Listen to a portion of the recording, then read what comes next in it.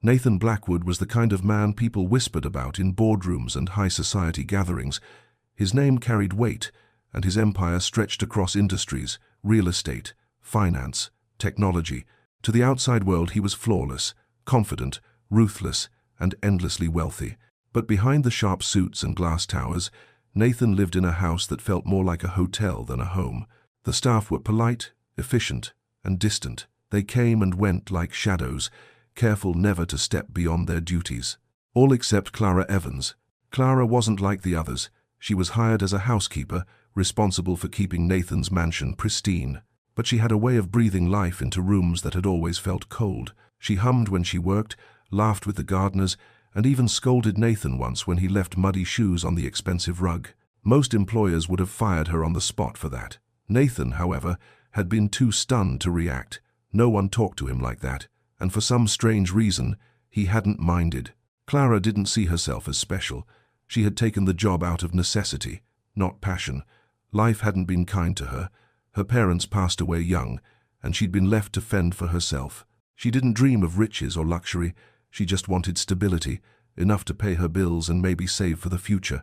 What she didn't realize was how much Nathan noticed her. He wasn't supposed to. She was staff, invisible by design. Yet he found himself watching her sometimes, how she carried herself, how she spoke with sincerity rather than flattery. And that was why, one late afternoon, he made a decision that would shock everyone. "Nathan," said his assistant, Mark, handing him a folder, "the Harringtons have invited you to their annual business dinner. Very exclusive, very high stakes. Everyone important will be there. He have no havability." Nathan barely glanced at the folder. "I know what the Harringtons want. They want me to invest in their latest venture." "Exactly. It's all about appearances. You need a proper image, someone polished, sophisticated, who'll match the room." Nathan leaned back in his chair, his sharp blue eyes narrowing with amusement. "And you're suggesting I take one of those women the tabloids keep throwing at me?" Mark hesitated. "Well, yes. It's strategic." Nathan's lips curved in a half-smile. "No, I'm bringing Clara." Mark blinked, certain he'd misheard. "Clara? As in, your housekeeper?" "Yes." The assistant nearly dropped his folder. "Nathan, forgive me, but that's unorthodox," Nathan interrupted, his voice calm but firm. "Exactly why it will work. I'm tired of predictable. The Harringtons expect me to bring someone from their circle, someone who plays their games. Instead, I'll bring Clara." Mark shook his head in disbelief. "Do you have any idea how people will react?" "I do," Nathan replied, his tone brooking no argument. "And that's precisely the point." When Nathan told Clara about the dinner, her reaction was exactly what he expected. "Me?" she squeaked, nearly dropping the vase she was dusting. "At a dinner with billionaires and CEOs? Nathan, I don't belong there. The medicine great for in the read. The medicine great to liken novthen no mansion. The medicine great for mot exas for crosses. The gan phalange to lidl mansion. And the leven to the phaland. And the malage to prove. The malage to leif." "You'll come," he said simply, as if it were already decided. She frowned, crossing her arms. "You can't just pluck me out of the laundry room and drop me into a room full of people who probably have more forks on the table than I've owned in my life. I'll embarrass you." Nathan's gaze softened, though his voice remained steady. "Clara, I've seen you handle more chaos in this house than most people could manage in their entire careers. Trust me, you won't embarrass me." She bit her lip, torn between disbelief and panic. "I don't have the clothes for it." "I'll take care of that," he replied smoothly. "All you need to do is show up. We bath the sieves laugh those in the loft rate. It is not chound selve man, because in the loft fren serve. He said life of Christ to the pounds of the prue, in the gods of the loft of common." The night of the dinner arrived faster than Clara would have liked. She stood in front of the mirror, barely recognizing herself. The simple black dress Nathan's tailor had chosen fit her perfectly, elegant without being flashy. Her hair, usually tied back messily, now cascaded in soft waves. For the first time in years, she looked different, not just like a housekeeper. When Nathan entered the room to escort her, he paused, his usual composure faltering for just a moment. "You look remarkable," he said, the word slipping out before he could stop it. Clara blushed furiously. "Don't say things you don't mean. The green to the servant too, and I have not flag start and done like 5. So prevest of delate, s'increase of the brive. Subcephalize of the prostrate ground. I never say anything I don't mean, Nathan replied, offering his arm. The Harrington estate was grand, filled with glittering chandeliers, and people dressed in wealth as if it were armor. The moment Nathan walked in with Clara on his arm, heads turned, whispers spread like wildfire. Is that his date? She looks ordinary. Why would he bring her? Clara felt every stare like a dagger. She wanted to shrink, to disappear, but Nathan walked tall, exuding confidence, and his presence shielded her like a wall. He leaned close and whispered, "Ignore them. You're here with me. That's all that matters." But the real test came when dinner was served. The table was set with more cutlery than Clara had ever seen in her life. She froze, unsure which fork to pick up. Panic bubbled inside her chest. Before she could make a mistake, Nathan subtly reached for the correct utensil, his movements calm and deliberate. Clara caught on, mimicking him. Relief washed over her, but the whispers didn't stop. Across the table, one of the Harrington women leaned toward her neighbor and muttered just loud enough, "Imagine! A housekeeper among us." How quaint. Clara's cheeks burned. She set her fork down, ready to excuse herself. But then she remembered Nathan's words. "Ignore them. You're here with me." She straightened her back and forced herself to meet the woman's gaze. With a polite smile, Clara said, "Funny thing about houses, you can have all the chandeliers in the world, but if no one cleans them, they're just expensive dust collectors." The table went silent. A few people chuckled under their breath. The Harrington woman flushed, caught off guard. Nathan's lips curved in a rare, genuine smile. Clara had just turned the tables. That was the moment Nathan realized he hadn't made a mistake. Clara Evans didn't just belong in his world, she might be exactly what it needed. The Harrington dinner carried on, but the energy around the long table had shifted. Clara Evans, the ordinary housekeeper, had surprised everyone with her sharp wit. Nathan Blackwood, who was rarely seen smiling in public, seemed almost proud of her. He leaned back in his chair, watching the room as if the whole dinner was unfolding exactly as he'd intended. But Clara's heart was still pounding. She hadn't meant to speak up. The words had just slipped out, pushed forward by humiliation and instinct, and now dozens of high-powered eyes were on her, assessing, judging. When the main course was served, conversation turned to business. Men and women in glittering attire discussed mergers, investments, and global markets with ease. Clara sat quietly, trying not to draw attention. Then one of the Harrington men, Richard, turned to her with a smirk. "And what about you, Miss Evans? What's your area of expertise?" The question was a trap, polite on the surface, mocking underneath. Clara opened her mouth, then closed it, her mind scrambling. Before she could stumble, Nathan placed his wine glass down and spoke, his voice calm but commanding. "Clara manages my household," he said evenly, "and she does it with more efficiency than half the executives I've worked with." Richard chuckled. "Housekeeping and business aren't exactly the same, Nathan."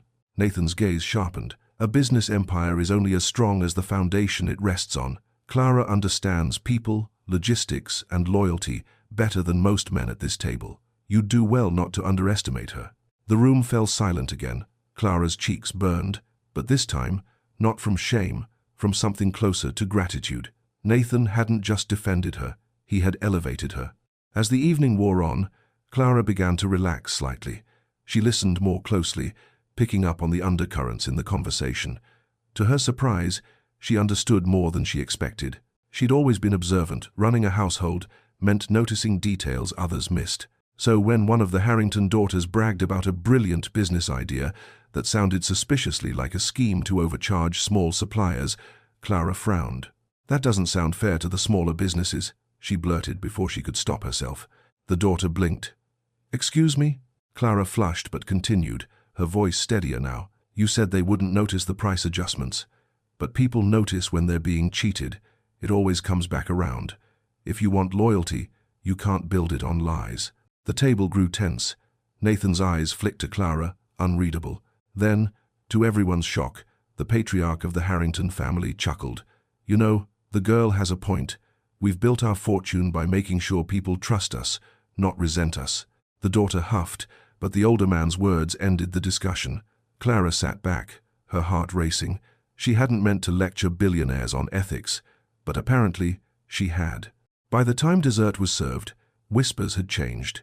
Clara was no longer dismissed as a novelty. She was being studied, analyzed, even respected by some. When the dinner finally ended, Nathan offered his arm once more. As they walked out of the estate, the cold night air hit Clara like a wave of relief. She exhaled, trembling. "I think I just ruined your reputation." Nathan's lips curved into a faint smile. "On the contrary, Clara, you saved it." The car ride back to the mansion was quiet at first. Clara stared out the window, replaying the night in her head. Finally, she turned to Nathan. "Why me?" she asked softly. "You could have taken anyone. Someone polished, someone who actually knows how to use 5 different forks." Nathan regarded her with those sharp blue eyes, the ones that seemed to see more than he ever said. "Because I'm tired of people who only tell me what I want to hear," he said. "You tell me the truth, Clara, even when it's inconvenient. Especially then." Clara's breath caught. She looked away quickly, her cheeks warming. Back at the mansion, she slipped away to her room, desperate for solitude. She sat on the edge of her bed, kicking off her borrowed heels. Her mind was a storm. She was just a housekeeper.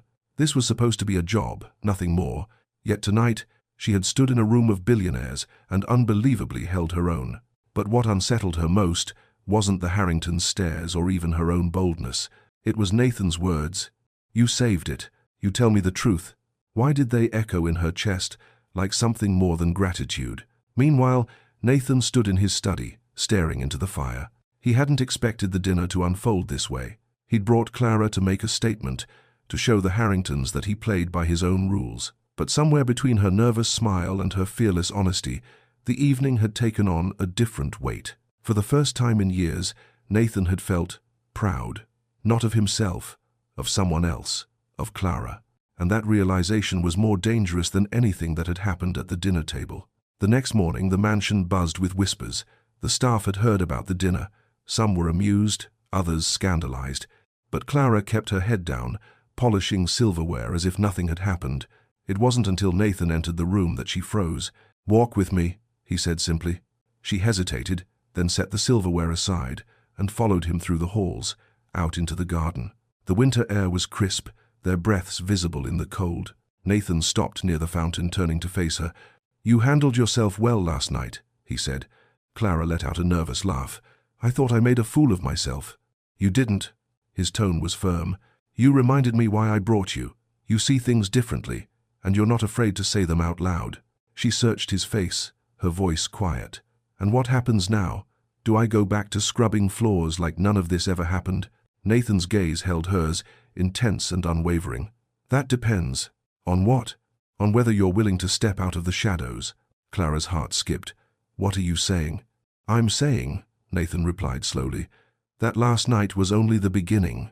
Clara Evans woke the next morning, certain that the events of the dinner had been some kind of fever dream. She half expected to find her uniform waiting on the bed, her plain apron folded neatly, and the world back to its rigid, predictable routine. But when she stepped into the hallway, she found Nathan's assistant, Mark, waiting for her. "Mr. Blackwood would like to see you in his study," he said, his expression carefully neutral. Clara's stomach knotted. People didn't just get summoned into Nathan Blackwood's study. The study was vast, lined with shelves of books and trophies of Nathan's victories, awards, framed articles, photographs with world leaders. It wasn't a room, it was a museum of power. Nathan sat behind the desk, looking up as she entered. His presence filled the space effortlessly. "Sit," he said, gesturing to the chair opposite him. Clara perched nervously, clutching her hands together in her lap. "I've been thinking about last night," Nathan began, his tone calm but sharp. "You exceeded my expectations." She let out a shaky laugh.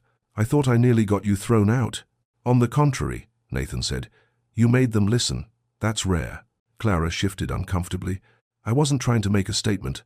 I was just being me." "That's exactly why it worked." Nathan leaned forward, his gaze locking onto hers. "Clara, I want you to step into a different role. Not as a housekeeper, as something more." Her heart lurched. "More? I have prive your alarm side quite a two of times." He nodded. "I need someone who can cut through the noise. Someone I can trust. Someone who isn't afraid to tell me when I'm wrong." Clara blinked, stunned. "Nathan, I don't know the first thing about running companies or negotiating deals." "I'll teach you," he said simply. She shook her head. "Why me? You could hire anyone, someone with degrees and experience." His eyes softened just slightly. "Because they'd only tell me what I want to hear. You don't." Clara's throat tightened. She wanted to protest, to insist she wasn't qualified, but a spark flickered inside her, a small, dangerous spark that whispered, "What if you are?" The next days blurred into something unreal. Clara no longer cleaned floors or polished silver.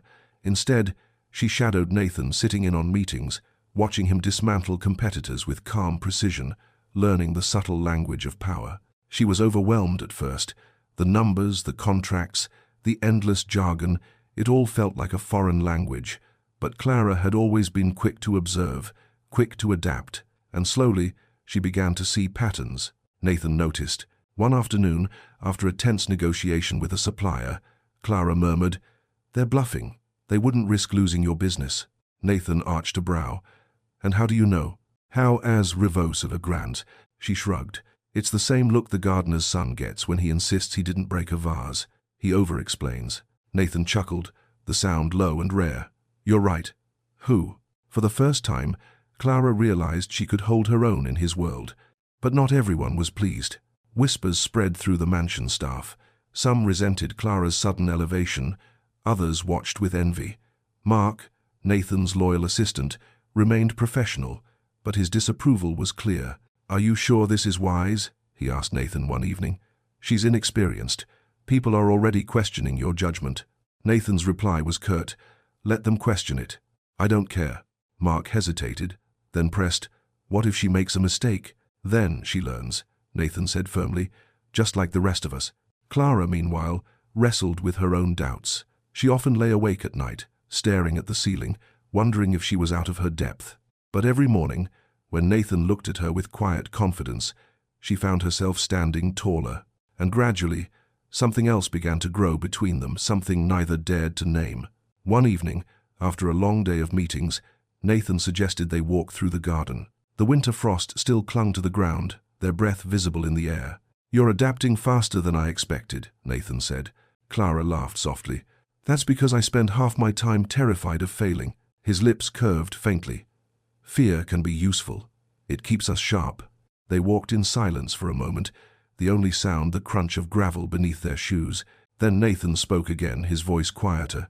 "You know, Clara, I've spent my life surrounded by people who wanted something from me. Money, power, influence. You're the first person who doesn't." Clara glanced at him, startled.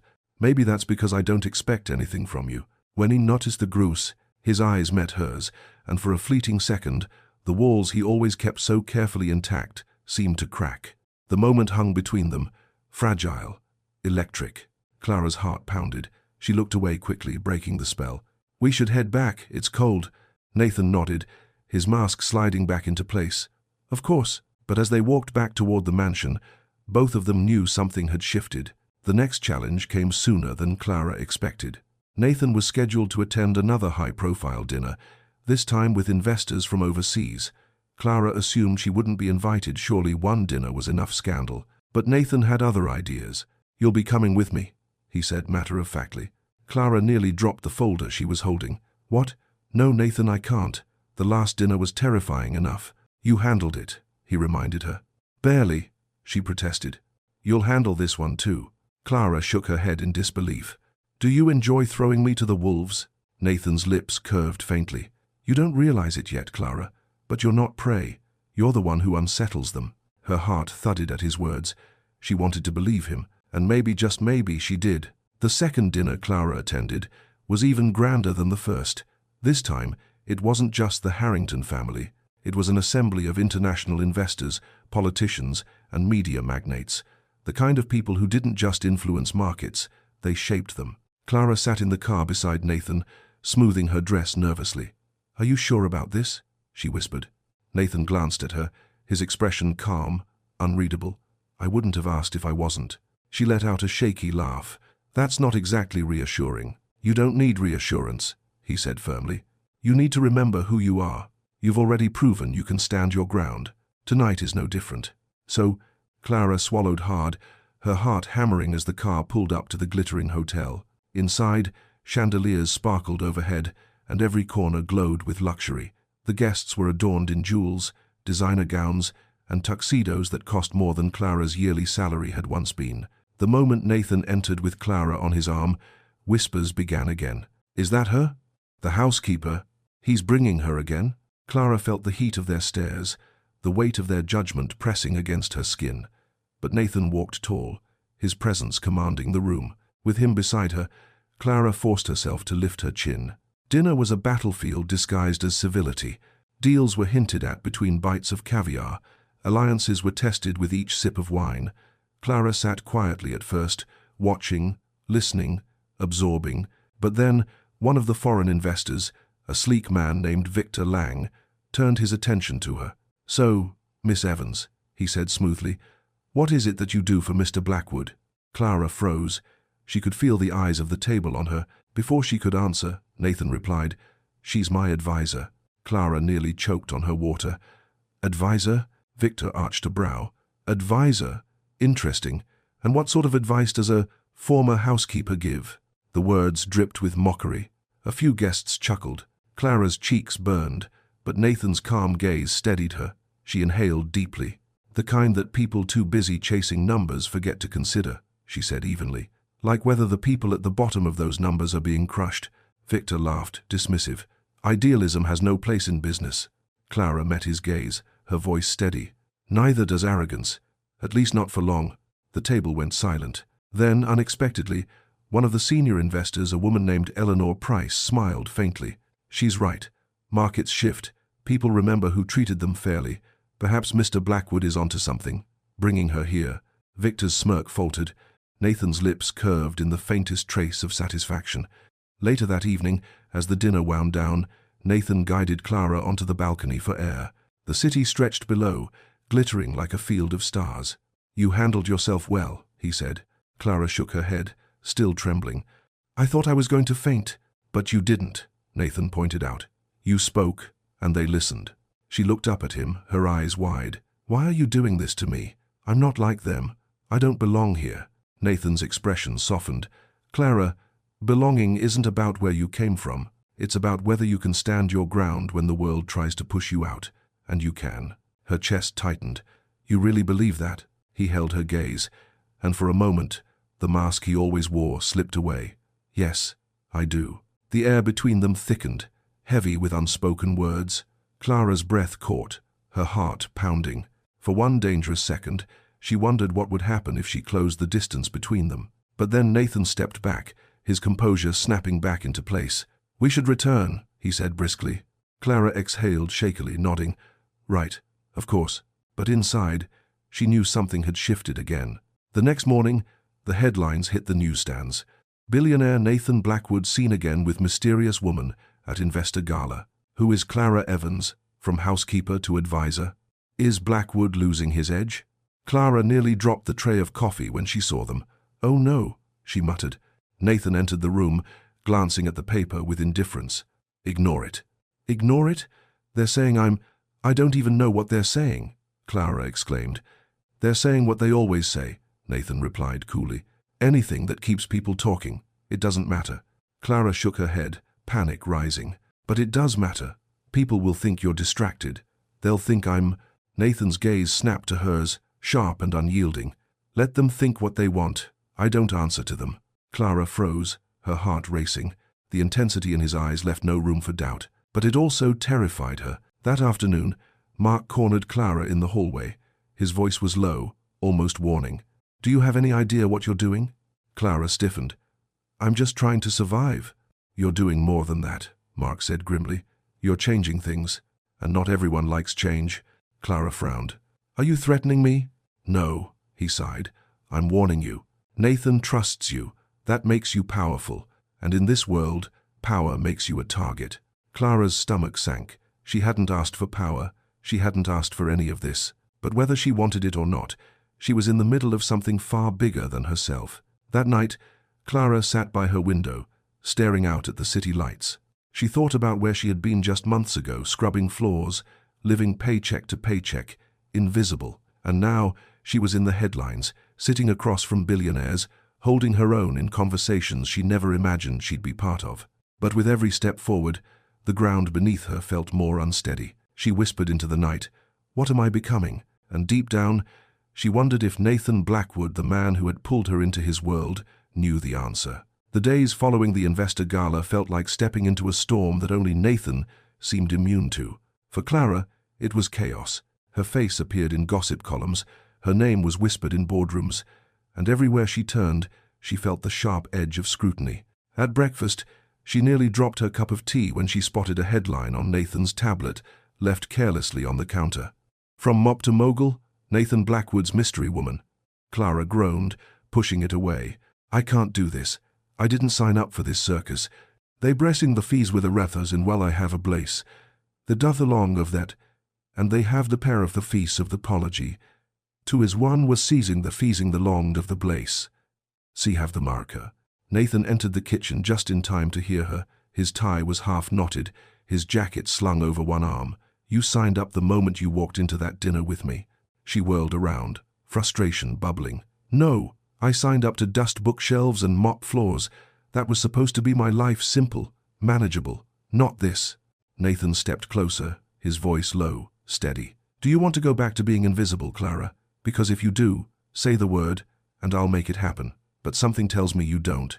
Her chest tightened. He wasn't wrong. She didn't want to disappear. But admitting that out loud felt like surrendering to a world she wasn't sure she could survive. Later that week, Nathan invited Clara into one of his strategy meetings, a room filled with men and women in sharp suits, eyes like daggers, and voices that dripped with calculation. Clara sat silently at first, taking notes, reminding herself not to speak. But then, one executive began pushing an idea that felt eerily familiar, cutting costs by underpaying smaller suppliers. Clara's stomach churned. She remembered the Harrington dinner, the same arrogance disguised as strategy. Before she could stop herself, she spoke. That won't work, she said. The room fell silent. Dozens of eyes turned to her. The executive sneered. And you are? I think you's a lot to the father destixt. Nathan's voice was steel. She's my advisor. Speak, Clara. Clara swallowed hard, then continued. If you cut costs that way, you'll save money short-term, but you'll destroy loyalty. Suppliers will find someone else to trust, and when they do, you'll spend twice as much trying to win them back. The executive scoffed. That's naive. But Nathan leaned back in his chair, his gaze sharp.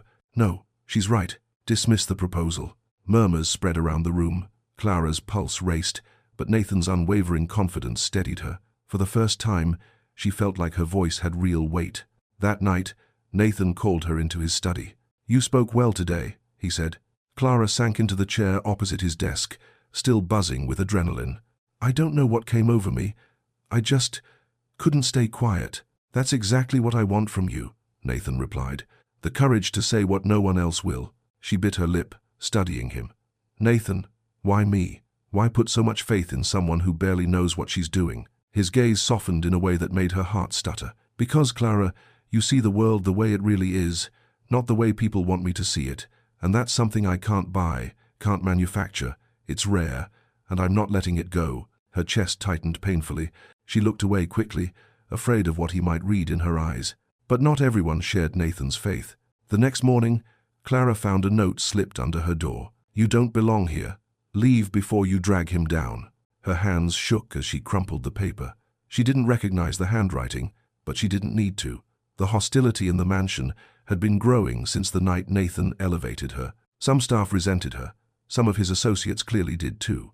She almost went to Nathan but stopped herself. He already had enough enemies. He didn't need to know she was collecting her own. A week later, Nathan had another business event this time, a charity gala at a prestigious museum. Once again, Clara found herself being fitted for an elegant gown, her reflection in the mirror, a stranger she barely recognized. As they entered the gala, flashbulbs exploded. Reporters shouted Nathan's name, their cameras snapping furiously at the sight of Clara beside him. Mr. Blackwood, who is she? Is this your fiancée? Miss Evans, how does it feel to be in the spotlight? Clara flinched, overwhelmed. Nathan tightened his grip on her arm, guiding her through the chaos like a fortress in motion. Inside, the gala glittered with art, champagne, and polished smiles. Clara's nerves returned in full force, but she reminded herself of Nathan's words, "You're not prey, you unsettle them." And she did. When a pompous donor sneered at her background, Clara smiled sweetly and replied, "You're right. I don't come from this world, which is why I can see how ridiculous it looks sometimes." Laughter rippled through the nearby guests, disarming the donor completely. Nathan's lips, twitched with quiet pride. But later, as the night wore on, Clara overheard something that made her blood run cold. Two investors stood near the bar, speaking in hushed tones. "She's a distraction," one muttered. "He's losing focus," the other replied. "If we move now, we can undercut him." Clara froze. They weren't just mocking her, they were plotting against Nathan. Panic surged in her chest. She wanted to run to him, to warn him immediately, but part of her hesitated. What if he thought she was paranoid? What if he didn't believe her? Still, she couldn't ignore it. That night, as the gala ended and they returned to the car, Clara turned to him. "Nathan, there's something you need to know," she said, her voice trembling. He studied her intently, his expression unreadable. "Go on. I overheard two investors tonight. They're planning something, trying to move against you. They said you're distracted. Because of me." There was silence filled the car. Clara's throat tightened. "If I'm making things worse for you, if I'm putting you in danger, then maybe I should stop." Nathan's voice cut through like steel. She flinched. He leaned forward, his eyes burning with a fire she'd never seen before. "Clara, listen to me carefully. You are not a weakness. You are not a distraction. If they think you make me vulnerable, then they don't understand me at all." Her breath caught. "Then what am I?"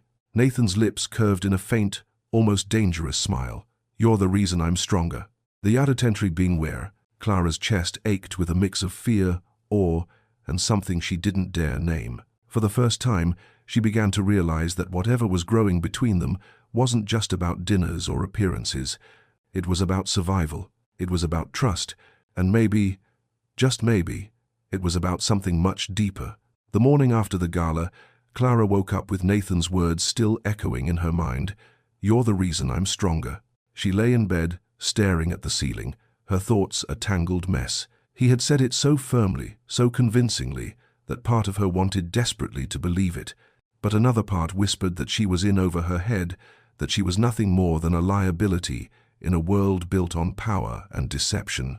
Still, when she came downstairs, Nathan was already at the dining table, sipping coffee and scanning the financial section of the newspaper, as though nothing in the world could shake him. "Good morning," he said, glancing up briefly. Clara sat down across from him, wrapping her hands around a warm mug of tea. "Morning." He studied her quietly for a moment before speaking again. "You've been thinking about what you overheard." She nodded. "I can't help it. They were serious, Nathan. They're planning to make a move against you, and it's my fault." As the seemly, the life to know placed, his eyes narrowed. "No, their betrayal is their fault, not yours. But they said I'm a distraction, and I told you already," Nathan cut in, his tone sharp but steady. "You're not. If they underestimate me because of you, then that's their mistake. One I'll use against them." Clara pressed her lips together, uncertain. He made it sound so simple, but deep down, she knew enemies didn't underestimate a man like Nathan without consequences. Later that day, Nathan called Clara into his office. Mark was already there, looking particularly displeased. "Clara overheard two investors discussing a move against me," Nathan said flatly. Mark's brows shot up. "Which investors?" "Victor Lang was one of them," Clara said quietly. Mark cursed under his breath. "I knew that vulture was circling." Nathan leaned back in his chair, his expression calm but his eyes gleaming with a dangerous light. "Good. Let him think he has the upper hand. He'll reveal his hand soon enough." Clara frowned. "You're just going to let him?" Nathan turned to her, his gaze steady. "Patience wins wars, Clara. Let them dig their own grave. Then we strike." Mark cleared his throat. "With all due respect, Nathan, involving Clara in this—" "She's already involved," Nathan interrupted, his tone brooking no argument. "She's the reason we know about Lang's intentions in the first place. Don't forget that." Mark pressed his lips together, clearly unhappy but unwilling to argue further. Clara shifted uncomfortably under their gazes. She hadn't meant to be at the center of all this, but now she was. The days that followed were tense. Nathan's schedule was packed with meetings, negotiations, and quiet confrontations.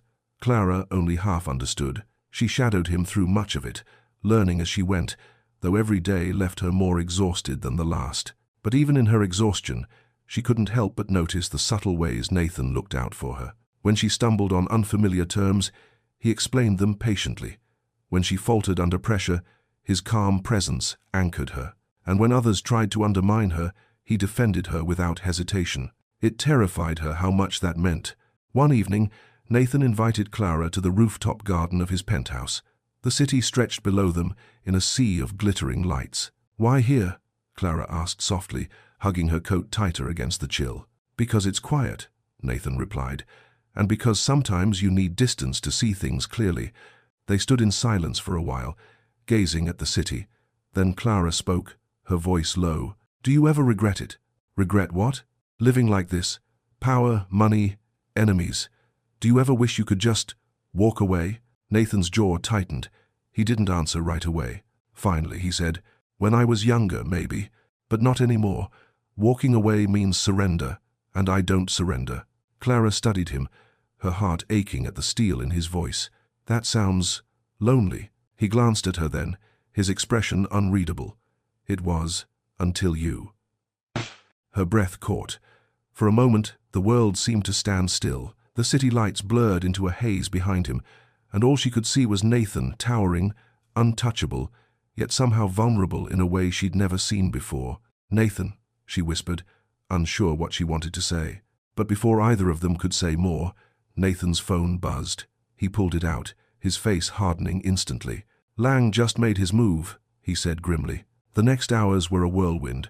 Lang had launched a smear campaign, leaking rumors to the press about Nathan's reckless distractions and hinting at financial instability in Blackwood Enterprises. Stock prices dipped. Investors grew restless. Nathan convened an emergency meeting. Clara sat at the edge of the table, listening as executives argued, panicked, voices rising. "We need to reassure the board. No, we need to cut ties with risky ventures. This could spiral if we don't act fast." Through it all, Nathan sat in silence, his hands steepled, his eyes cold and calculating. Finally, he stood. The room fell silent instantly. "Enough," he said. "Lang thinks he can shake us. He's wrong. We don't retreat, we counter." The executives exchanged uneasy glances, but none dared argue. Then Nathan turned to Clara. "What do you think?" Her eyes widened. "Me?" "Yes. You see what they don't. Tell me, what do you see?" Clara's heart pounded. She wanted to say she wasn't qualified, that she had no business advising billionaires. But Nathan's steady gaze anchored her. She inhaled deeply. "Lang is trying to make you look unstable. If you react by panicking, you'll prove him right. You need to show strength, calm. If you stay steady, others will realize he's the one bluffing." The room was silent. Then Nathan nodded once. "Exactly." Relief flooded Clara's chest. For the first time, she realized she wasn't just a bystander in Nathan's world anymore. She was part of it. That night, after the meeting, Clara found herself standing outside Nathan's office, staring at the closed door. She hesitated before knocking softly. "Come in," his voice called. Inside, he was at his desk, reviewing reports. He looked up as she entered, his expression softening just slightly. "You did well today," he said. Clara shifted nervously. "I just said what I thought." "And what you thought was right," Nathan replied. "Never doubt that." Silence stretched between them, charged and heavy. Finally, Clara whispered, "Nathan, what happens if Lang wins?" Nathan stood slowly, crossing the room until he was standing just inches from her. His voice was low, steady, unyielding. "He won't, because I don't lose, and because—" His eyes locked on hers. "I have you." Her breath caught, her heart racing wildly. For a moment, she thought he might reach for her, close the distance between them. But then, just as quickly, he stepped back, his composure sliding back into place. "Get some rest, Clara. Tomorrow will be a long day." Clara nodded faintly, her chest aching with everything left unsaid. As she left the office, one truth settled deep inside her. She was no longer just Nathan Blackwood's housekeeper. She was his ally, and maybe, dangerously, something more. The following morning, the mansion felt different, like it was holding its breath. The staff moved quickly and quietly, whispering in corners, casting cautious glances toward Nathan's study, where the doors remained firmly shut. Clara stood at the bottom of the grand staircase, clutching a folder of notes Nathan had asked her to prepare. Her palms were damp, her stomach in knots. The air was heavy with anticipation. She had overheard Mark briefing some of the other executives earlier. Lang wasn't slowing down. If anything, he was accelerating. Rumors had spread to the media that Nathan was distracted, losing focus, blinded by a woman who didn't belong in his world. Clara knew who they were talking about. Her. When she finally stepped into Nathan's study, He was standing by the window, staring out at the city skyline. His posture was calm, but the set of his shoulders told another story. "You wanted to see me?" she asked carefully. He turned, his eyes sharp but softened slightly when they landed on her. "Yes, come in." Clara walked forward, handing him the folder. "I put together everything you asked for. Press coverage, financial projections, investor chatter." Nathan took it but set it aside without opening it. "Thank you, but that's not why I called you in." "Night." Her brows furrowed. "It's not?" He gestured for her to sit. She did, perching nervously on the edge of the leather chair. "Clara," he said slowly, "I need you to be prepared. Lang isn't just trying to damage my reputation. He wants to destroy everything I've built, and he's willing to use you to do it." Her stomach dropped. "Me?" Nathan nodded once. "He's already planting stories, painting you as a manipulator, suggesting you're distracting me on purpose. He'll push harder. He'll make you a target. And I need to know." His voice softened. "If you're strong enough to handle it." Clara's throat tightened. "Nathan, I never asked for this." "I know," he said. "But here you are, and I can protect you from a lot of things, Clara, but not from whispers, not from the eyes of the world. You'll have to decide if you can stand in the storm or walk away." The words hit her like a physical blow. Walk away? She thought about it, really thought about it. Going back to a quiet, invisible life. No headlines, no pressure, no one watching her every move. But then she thought of the dinners, the boardroom, the look in Nathan's eyes when she spoke and he listened like her words mattered. She thought of standing on that balcony, hearing him say she made him stronger. She drew in a shaky breath. "I'll stay." For a moment, Nathan's composure cracked, just slightly. Relief flickered in his eyes. "Good. Then we fight together." The next days were relentless. Lang's smear campaign escalated. Tabloids splashed Clara's face across their covers, spinning wild stories about her past, her intentions, even her relationship with Nathan. From rags to riches, the maid who snared a billionaire. Clara Evans, Cinderella or con artist? Clara sat in her room one evening, staring at the headlines with tears in her eyes. She wanted to rip the pages apart, scream at the lies, but instead, she shoved them into a drawer, burying them where Nathan wouldn't see. Still, the weight of them pressed down on her. At the next board meeting, the tension was palpable. Some of the directors looked openly skeptical, others hostile. Lang's poison was seeping into every corner of the empire. One director cleared his throat. "Nathan, the optics of this arrangement are becoming untenable. Perhaps it's time to reconsider Miss Evans' involvement." Clara froze. Every muscle in her body screamed to shrink, to vanish. But Nathan's voice cut through, firm and cold. "Clara stays. She has more insight than half this board combined. If any of you doubt that, perhaps you should reconsider your positions instead." Silence. No one dared challenge him further. Clara's chest tightened. Gratitude and guilt warred inside her.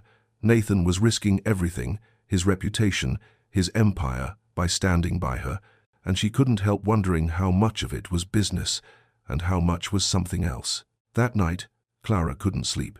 She tossed and turned, replaying the meeting over and over. Finally, she slipped downstairs to the kitchen, hoping a cup of tea would calm her. She didn't expect to find Nathan there, standing in the dim light with a glass of whiskey in his hand. "You can't sleep either?" she asked softly. He glanced up, a tired smile ghosting his lips.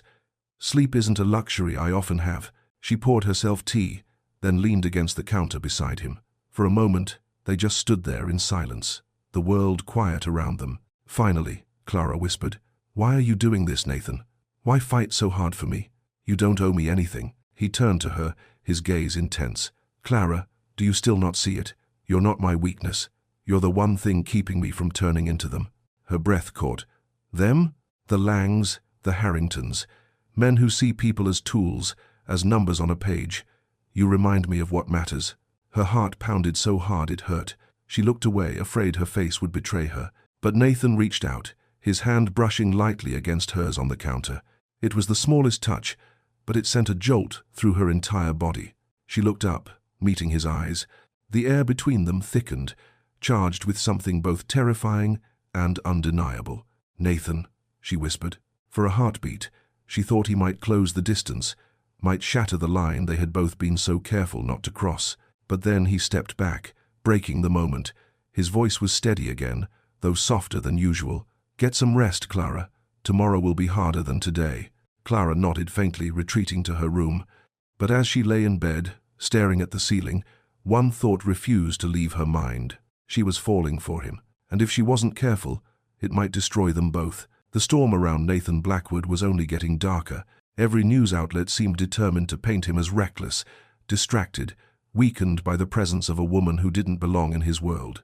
And yet, inside the mansion, Clara felt something entirely different. Nathan wasn't weakened. He was sharper than ever. She saw it in his eyes during meetings, in the way he dissected reports, in the quiet confidence he projected, even as rumors swirled like vultures. Still, she couldn't shake the gnawing fear that she was the reason he was under attack. One evening, Nathan summoned Clara into his study. Mark was there too, standing stiffly with a folder in his hands. "We've confirmed it," Mark said grimly. "Lang is gathering support from several board members. He wants to call a vote of no confidence. If he succeeds, he can force you out as CEO." Clara's stomach dropped. Can he really do that? Nathan's jaw tightened. "Not if I stop him first." Clara glanced between them, her heart pounding. "What can I do?" Nathan's gaze met hers, steady and unyielding. "Stay by my side. They're using you as a weapon against me, Clara. But if you stand firm, if you don't waver, their attacks lose power." Clara hesitated. The thought of facing more cameras, more whispers, more venomous stares made her chest tighten with dread. But Nathan's faith in her was like a lifeline. She drew in a shaky breath. "Then I'll stay." For the first time that night, Nathan's lips curved in the faintest smile. "Good." The next week was brutal. Nathan dragged Clara into every meeting, every strategy session, every late-night phone call. She learned faster than she ever imagined possible, absorbing the ruthless logic of business while trying to cling to the pieces of herself that weren't swallowed by it. And slowly, shockingly, she began to hold her own. One afternoon, during a heated debate with a group of directors, Clara spoke up. "If you let Lang push this narrative, you'll bleed loyalty from the inside out. Investors don't just care about numbers, they care about stability, and abandoning Nathan now makes you look weak." The room fell silent. Even Mark looked taken aback. Nathan's eyes locked on hers, pride flickering in their depths. "Well said?" Clara's heart raced, but for once, it wasn't fear she felt. It was power. But power came with a price. That evening, Clara found another note slipped under her door. "You'll ruin him. Leave before it's too late." Her hands trembled as she read it.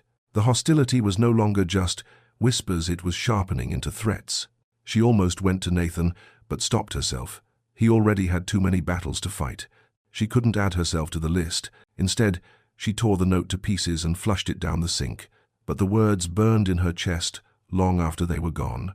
A few nights later, Nathan invited Clara to accompany him to a charity auction. It was another glittering event, filled with the wealthy and powerful, every move scrutinized by cameras. Clara's nerves buzzed like electricity under her skin, but she reminded herself of Nathan's words, "Stand firm." She wore a midnight blue gown that hugged her figure elegantly, her hair pinned up with delicate curls framing her face. When Nathan saw her, his composure cracked just slightly. "You look," he cleared his throat, "remarkable." Clara blushed, her heart stuttering. "Thank you." The moment passed quickly, but it lingered in her chest long after. At the auction, Clara tried to stay quiet, letting Nathan navigate the crowd, but inevitably, the whispers followed them like shadows. "That's her, the housekeeper." Blackwood's lost his mind. "She won't last." Clara clenched her jaw, forcing herself to keep walking. Nathan's hand brushed against the small of her back, steadying her. But then, Victor Lang himself appeared, a glass of champagne in hand and a smirk on his face. "Well, well," he drawled. Nathan Blackwood, parading his advisor once again. Nathan's eyes narrowed. "Lang." Victor turned his attention to Clara, his smile sharp as a blade. "Tell me, Miss Evans, what's it like, trading in your mop for a seat at the table?" The words sliced through her, but Clara forced herself to meet his gaze. Her voice was calm, steady. "It's interesting," she said softly. "Seeing men like you mistake cruelty for strength. It makes me realize I belong here more than I thought." The smirk faltered on Lang's face. Around them, a few guests stifled laughter. Nathan's lips twitched, just slightly. "Careful, Lang. She bites." Victor's eyes darkened, but he forced a smile and walked away. Clara let out a shaky breath, her pulse racing. "Did I just—" "Yes," Nathan said quietly, his gaze lingering on her. "You did." Later that night, after the auction ended, Nathan and Clara rode back in silence. The city lights flickered past the windows, but Clara barely saw them. Her heart was still pounding from the confrontation, from the way Nathan had looked at her, from the unspoken current between them that seemed to grow stronger every day. Finally, she spoke. "Nathan, am I making this worse for you?" His eyes turned to her, sharp but softened by something she couldn't name. "No, Clara, you're the reason I'm still standing. How pia life, in the levered fine of pieces pa also prize, in this tanyan of befriend." Her throat tightened. She looked away quickly, afraid of what might spill out if she held his gaze any longer. Back at the mansion, Clara retreated to her room, but sleep wouldn't come. She paced, her mind a storm of doubts and desires. She couldn't deny it anymore. She was falling for Nathan. Every word, every look, every moment they shared pulled her deeper. But falling for him was dangerous, because if she lost him, if Lang won, she wouldn't just lose her place in his world. She'd lose herself. She whispered into the dark, "What am I doing?" And though no one answered, her heart already knew. She was risking everything. For him. The following morning, Clara awoke to the sound of her phone buzzing relentlessly. At first, she thought it was her alarm, but when she reached for it, she realized the screen was flooded with notifications. Her name was trending. Every social media platform was ablaze with photos of her from the auction the night before, smiling faintly beside Nathan, standing tall as Victor Lang sneered at her. Memes, headlines, and endless commentary swarmed across the screen. Nathan Blackwood's Cinderella, genius or gold digger? Housekeeper to Harris? The transformation of Clara Evans. Clara Evans outsmarts Victor Lang. Watch her shut him down. Clara's stomach churned. She tossed the phone aside, burying her face in her hands. The world wasn't just watching her anymore, it was dissecting her, pulling apart her every move. She barely had time to collect herself before Mark knocked on her door. His expression was stern, his voice clipped. "Mr. Blackwood wants you in the study, now." Clara followed him, her heart pounding. Nathan was already at his desk, the morning papers spread out in front of him. He looked calm, but Clara could see the tension in the tightness of his jaw. He glanced up as she entered. "Sit." She did, her hands twisting in her lap. "I saw the headlines," she whispered. Nathan leaned back, steepling his fingers. "Lang thought last night would humiliate you. Instead, it made you stronger. People are talking, Clara, not about me, but about you. Some are mocking, but many are intrigued. That's leverage." Clara shook her head, overwhelmed. "Leverage? Nathan, I'm not a weapon. I'm not built for this." His eyes softened. "You're stronger than you think." Mark, standing by the desk, cleared his throat. "With respect, Nathan, this is reckless. The more attention she gets, the more vulnerable we all are. Lang will exploit it. The board will use it against you." Nathan's gaze snapped to him, sharp as steel. "Enough, Mark." Clara stays. Clara's breath caught. He said it with such finality, as though no power on earth could sway him, but she couldn't shake the gnawing fear that Mark was right. That evening, Clara wandered into the library, needing a quiet space away from the noise. She ran her fingers along the shelves, the smell of old books calming her frayed nerves. She didn't expect Nathan to find her there.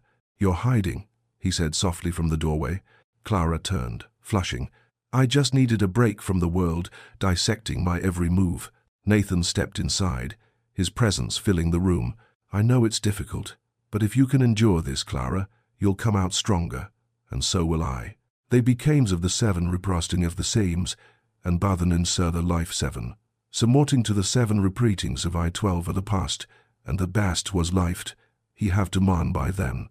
My the readings seven repined, and of the acts of that, it wasn't to the seat, it wasn't 2000 either reprived. Whiting to the past from that other dines of the sames. Her chest tightened. "Why does it always come back to me, making you stronger? What if one day I'm the reason you fall?" Nathan crossed the room slowly, his eyes locked on hers. "Then I'll fall knowing it was worth it." Her breath caught, her heart hammering. For a moment, it felt like the world had narrowed to just the two of them, the space between them, charged with something neither dared name. "Nathan," she whispered. But before she could say more, Mark appeared at the door, clearing his throat. "We have a problem." The moment shattered. Nathan straightened instantly, his mask sliding back into place. "What is it?" Mark's eyes flicked briefly to Clara before returning to Nathan. "Lang just called an emergency meeting with several board members. He's moving faster than we thought. Nathan's jaw clenched. Then we'll move faster too. The next day, the boardroom was a battlefield. Lang strode in with his entourage, oozing smug confidence. Clara sat beside Nathan, her stomach twisting, but she forced herself to keep her chin up. Lang wasted no time. Nathan, it's clear to everyone here that you've lost focus. Your obsession with parading your housekeeper has damaged this company's reputation. It's time for leadership that isn't clouded by personal distractions. Murmurs rippled through the room.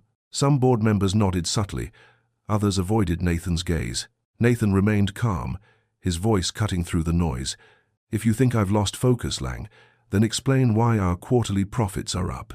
Explain why investor confidence remains steady. Explain why, despite your endless smear campaigns, Blackwood Enterprises is stronger than ever. Lang's smirk faltered, but he quickly recovered. Numbers aren't everything. Optics matter. And right now, the optics are disastrous. Clara's fists clenched under the table. She wanted to scream, to tell them all how wrong they were. But Nathan's hand brushed lightly against hers, a subtle signal. Wait. Then, to her shock, Nathan turned to her. Clara, tell them what you told me yesterday. Her eyes widened. What? Tell them, he repeated firmly. Clara's pulse raced, but she forced herself to inhale deeply, steadying her voice. Lang thinks I'm Nathan's weakness, but he's wrong. I'm not a liability. I'm proof that this company values more than just money. If you throw me out to save face, you'll prove to the world that you stand for nothing but greed, and that's a much bigger risk than keeping me here. So, taking stand. The room fell silent. Several board members exchanged uncertain looks. A few even nodded slightly. Lang's jaw tightened. This is absurd. You expect us to take advice from a maid? Nathan's voice was like ice. Yes, because unlike you, she tells the truth.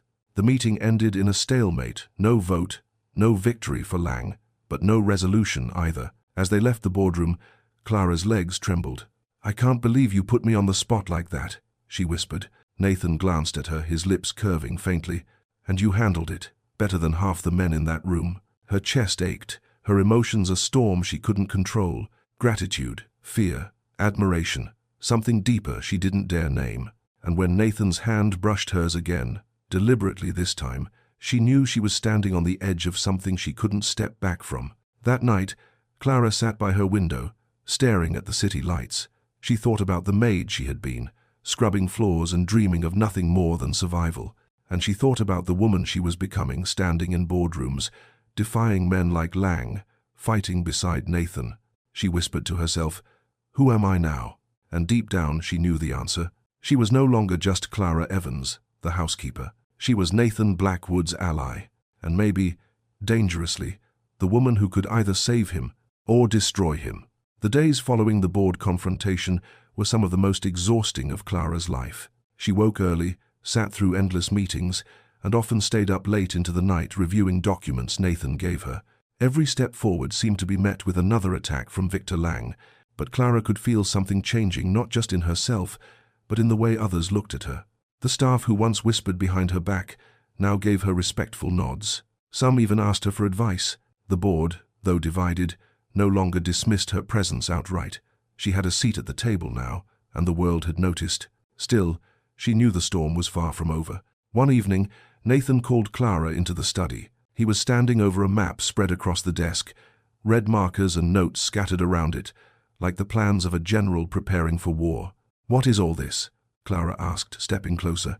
"Lang's holdings," Nathan said, his voice calm but sharp. "He's been moving pieces quietly, trying to chip away at my foundation, but he's made himself vulnerable. There's a weak point in his empire." Clara studied the map, her brow furrowing. "You're planning to strike back?" Nathan's lips curved in a faint smile.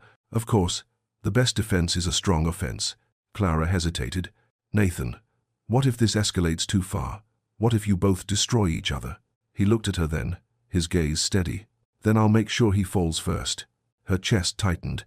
His determination was terrifying, and yet she couldn't help but admire it. The next day, Nathan executed his plan. Clara sat beside him in a high-rise office as they announced a new acquisition, one that cut directly into Lang's profits. The press ate it up. Headlines shifted. "Blackwood strikes back. Nathan outsmarts rival in bold move." Clara Evans spotted again beside Blackwood. Is she the secret to his success? Lang, predictably, was furious. He launched his own counterattack, flooding the media with even more personal stories about Clara. This time, they weren't just mocking, they were vicious. Rumors about her past, about debts she didn't owe, about relationships she'd never had. Clara sat in her room that night, staring at the headlines with tears streaming down her face. She felt stripped bare, her life twisted into lies for the world's amusement. When Nathan found her, she tried to hide the papers, but he saw them instantly. His jaw tightened, his eyes dark with fury. Lang did this, he said flatly. Clara shook her head, her voice breaking. He's right, Nathan. I don't belong here. I'm not strong enough for this. Nathan knelt in front of her, his hands gently gripping hers. His voice was steady, fierce. Listen to me, Clara. You are stronger than you know. You've faced every room full of vultures and walked out standing taller. You've looked men like Lang in the eye and refused to back down. Do you think I'd let just anyone stand by my side? Her tears blurred her vision. Why me? Nathan's gaze softened, the intensity never fading. Because you remind me of who I want to be. Not just a man who wins, but a man who fights for something real. You make me human again. Clara's heart twisted painfully. She wanted to believe him. She wanted to lean into the warmth of his words.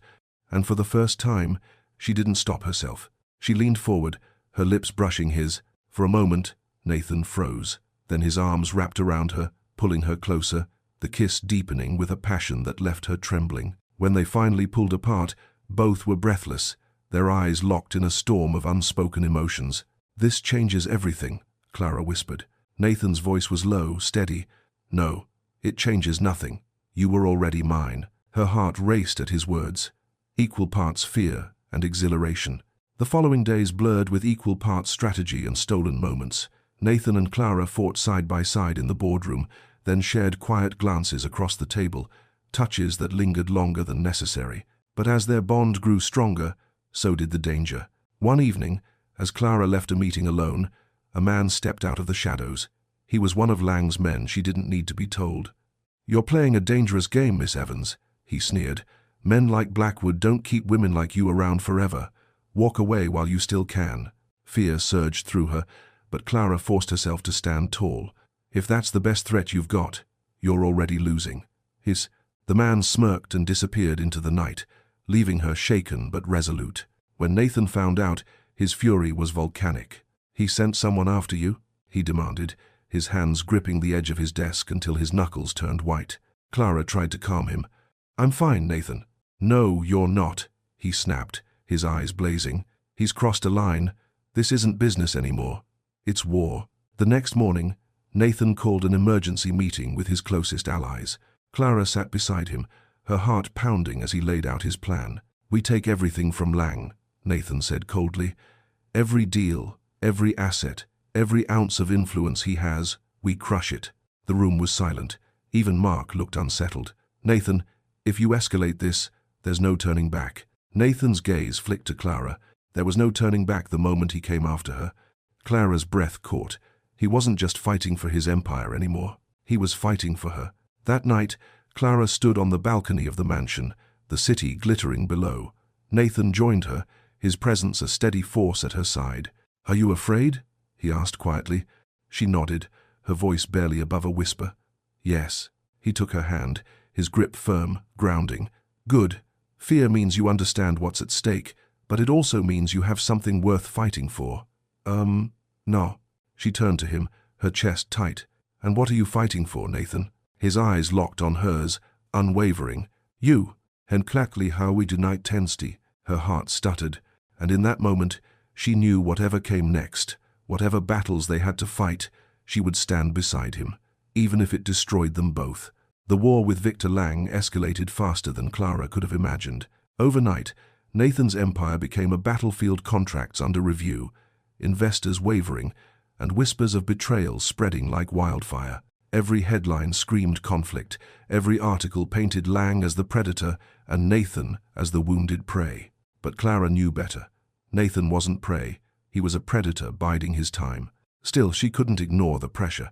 Each day, she woke to her face splashed across tabloids, her name dragged through social media. Strangers debated her worth, dissected her past. even questioned her motives for standing beside Nathan Blackwood. Sometimes, in the quiet of her room, she asked herself the same thing. Why am I here? Why am I risking everything for a man who doesn't need anyone? But every time she thought of leaving, she remembered Nathan's voice, "You're the reason I'm stronger." And she stayed. One night, after another long strategy session, Clara lingered in the study while Nathan reviewed contracts. His eyes were tired, his jaw tense, but his focus was unshakable. "You should rest," she said softly. Nathan didn't look up. "I can't. Not yet." Clara hesitated, then walked closer. "Nathan, you've been awake for nearly 48 hours. You can't fight if you break yourself." At that, he looked up, his eyes piercing hers. "Clara, do you realize what happens if I lose?" Her throat tightened. "Lang wins." Nathan nodded. "And if Lang wins, he doesn't just take my company. He takes everything, my reputation, my influence, my ability to protect the people who depend on me. And he'll make sure you pay the price for standing beside me." Clara swallowed hard. She hated how right he was.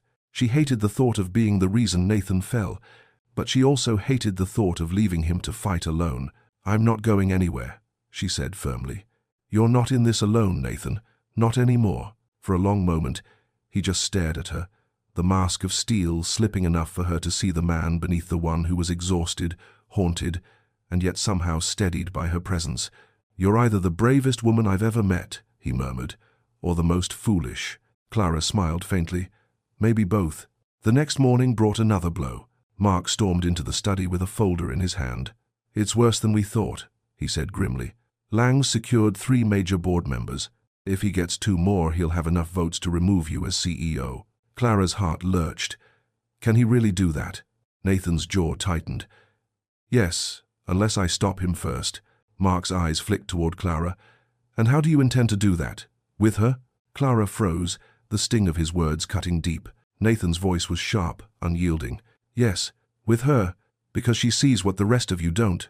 Mark opened his mouth, then closed it, clearly biting back further protest. Clara wanted to say something, anything, but the lump in her throat wouldn't let her. That night, Nathan and Clara worked late in the library. Papers and files were spread across the table, the glow of the fireplace casting long shadows. Clara scanned through reports, her mind buzzing with numbers and strategies she never imagined herself understanding. At one point, she looked up to find Nathan watching her. "What?" she asked, flustered. His lips curved faintly. "You've changed." Clara blinked. "Changed how?" "You're not the same woman who dusted my bookshelves and worried about which fork to use at dinner." His eyes softened. "You've become formidable." Heavy-eyed, her cheeks warmed. "I don't feel formidable. Half the time I'm terrified." "Good," Nathan said quietly. "Fear means you care about the outcome. The day you stop feeling fear is the day you stop fighting." Something inside Clara shifted. For the first time, she realized Nathan wasn't just teaching her how to survive in his world. He was shaping her into someone who could stand beside him, not behind. But Lang wasn't finished. 2 days later, the headline struck like a thunderbolt. "Oh, Clara Evans' dark past revealed. Is Blackwood's advisor hiding secrets?" Clara's stomach turned as she read the lies splashed across the screen.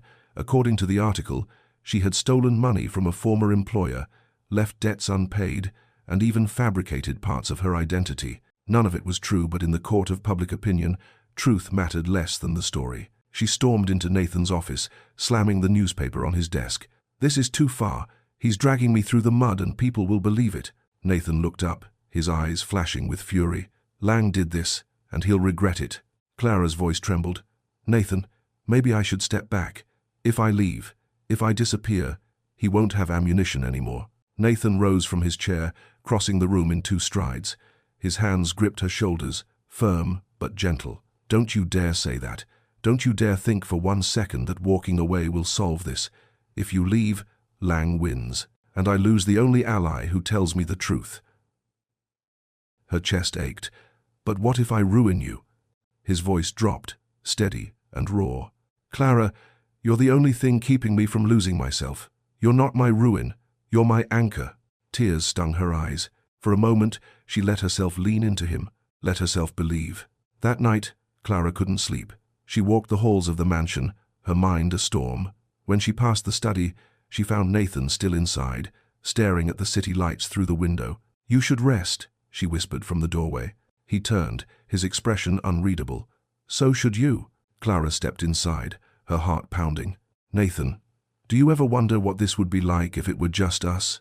No board, no Lang, no headlines. Just us. The question hung in the air, fragile and dangerous. Nathan's jaw tightened. For a long moment he said nothing. Then he crossed the room slowly, stopping just inches from her. I think about it every day, he admitted softly. Her breath caught. The air between them crackled, the unspoken truth finally breaking free. But before either of them could say more, Nathan's phone buzzed sharply. He glanced at it, his expression hardening instantly. It's Lang, he said coldly. He's calling for a vote. Clara's chest tightened. The battle they had been bracing for was finally here. The boardroom was suffocating. Every director sat stiffly around the long mahogany table, their eyes darting between Nathan Blackwood and Victor Lang like spectators waiting for blood. The air buzzed with tension, the kind that made every breath feel heavy. Clara sat beside Nathan, her palms pressed against her knees to hide the trembling. She wasn't supposed to be here, she knew that. To half the people in the room, she was nothing more than a distraction, a liability. But Nathan had insisted. You stand with me, he had said before they walked in. Always. Now facing Lang's smug expression across the table, Clara understood exactly what that meant.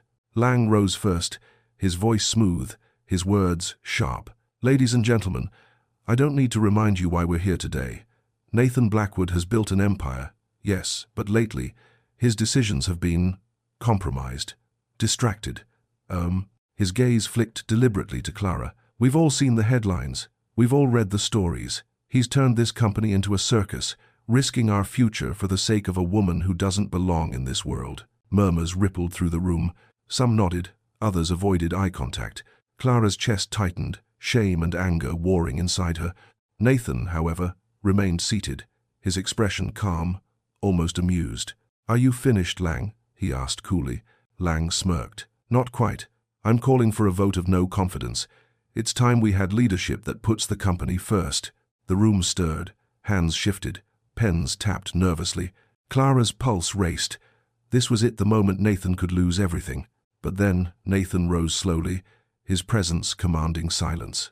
Before you vote, he said evenly, let me remind you of something. Yes, you've seen the headlines. Yes, you've read the gossip. But while Lang has been busy feeding lies to the press, I've been building. He gestured to the stack of reports Mark handed him. Profits are up. Investor confidence is stable. Our latest acquisition has already crippled Lang's holdings, and yet he dares to stand here and claim I'm unfit to lead. Lang's smile faltered, but he quickly recovered. Numbers don't erase poor judgment. Nathan's gaze sharpened. And poor judgment is believing that leadership is about appearances. Leadership is about vision, about loyalty, about surrounding yourself with people who tell you the truth, not what you want to hear. He turned deliberately to Clara, his eyes locking on hers. Clara Evans has been my greatest advisor, not because of a degree or a title, but because she has the courage to say what no one else will. She represents everything this company should stand for: honesty, resilience, loyalty. If that makes me unfit in your eyes, then perhaps it's not me who doesn't belong here. It's you. The room went silent.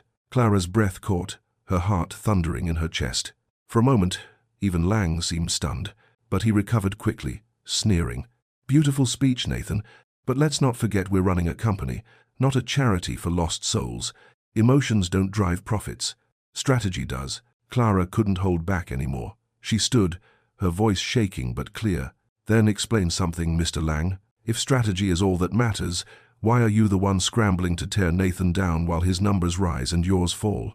Why do you need to attack me if he's truly as weak as you claim? All eyes turned to her.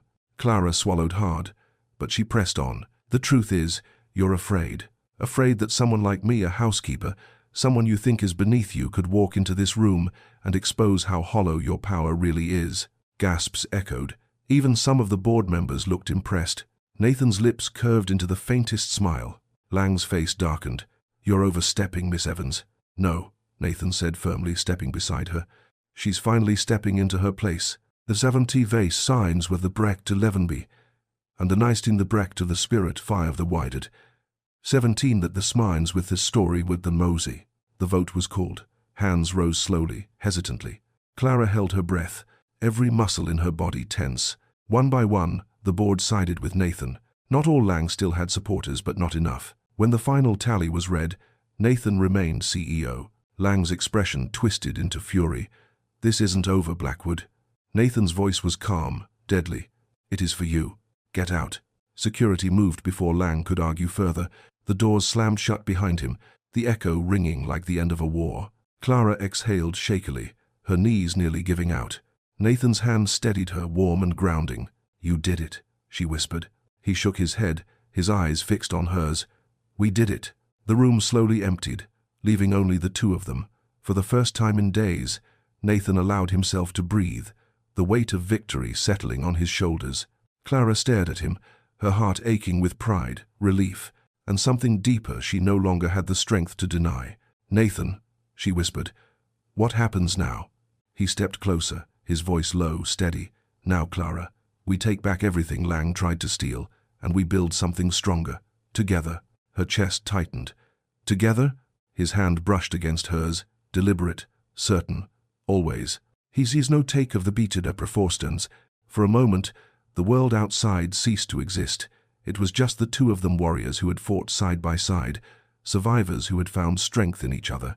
Clara knew then that she wasn't just Nathan's ally. She was his equal.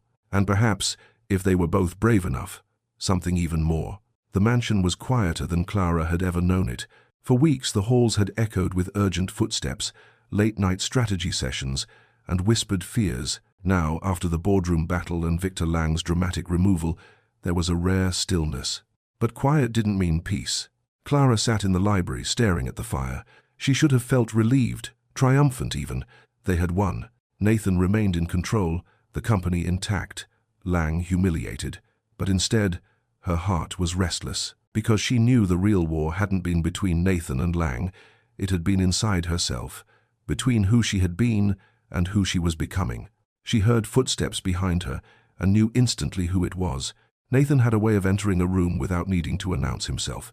His presence was unmistakable, steady, commanding, magnetic. "You're hiding again," he said softly. Clara smiled faintly, her eyes still on the fire. "Maybe I just like the quiet." Nathan walked closer, stopping beside her chair. "You should be celebrating. You stood in front of the board and silenced Lang. Most executives don't recover from a moment like that. And you thrived."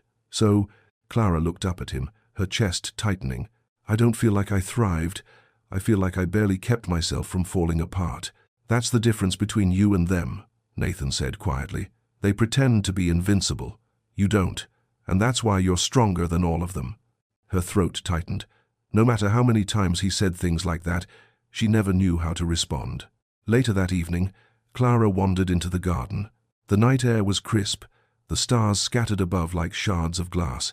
She wrapped her arms around herself, her thoughts spinning. Nathan found her there too, as he always seemed to. "You should rest," he said again, though his own face bore the lines of exhaustion. "So should you," she replied softly. He stepped closer, his gaze steady. "Clara, I meant what I said in that boardroom. You're not my weakness. You're the reason I'm still standing." Her breath caught. "Nathan," but he didn't let her finish. His hand reached for hers, warm and steady, grounding her against the storm still raging in her chest. "You've changed me, Clara. You've changed everything, and I can't pretend anymore." Her heart pounded, every word sinking deep into her soul. "What are you saying?" "I'm saying," Nathan's voice dropped, raw and unguarded, "I love you." Clara froze, her breath hitching. She had imagined those words 100 times in the privacy of her own thoughts, but hearing them from him felt unreal. Her eyes stung with tears. "Nathan, He stepped closer, his forehead resting gently against hers. "You don't have to say it, not yet. Just don't run from this. Don't run from me." Clara's tears spilled over, but she nodded, her voice breaking. "I won't." And then, for the second time, their lips met. But this time there was no hesitation, no fear, just the undeniable truth of two souls colliding after everything they had endured. The following days blurred with strange new rhythms. Clara still shadowed Nathan in meetings, still advised him, still learned. But now, there was something more: glances that lingered, touches that carried unspoken promises, late nights spent not just planning but simply talking. Nathan began to open up to her in ways she never expected.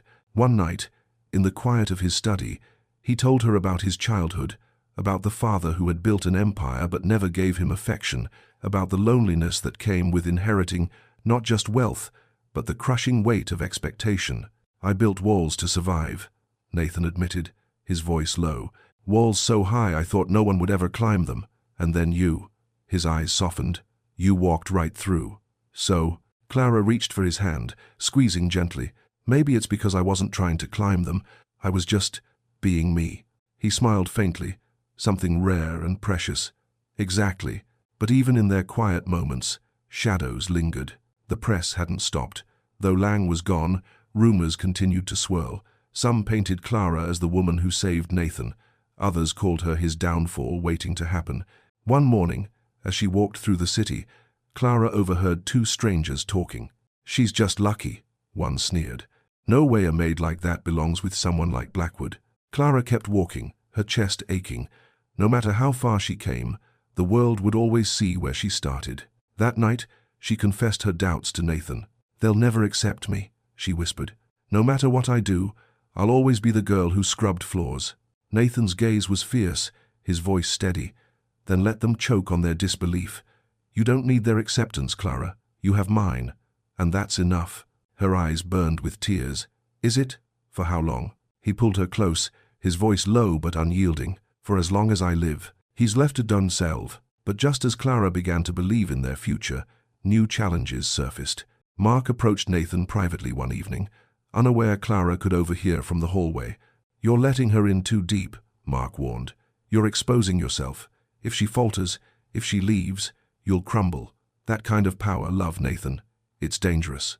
Nathan's reply was quiet but firm. "Then I'll take the risk. She's worth it."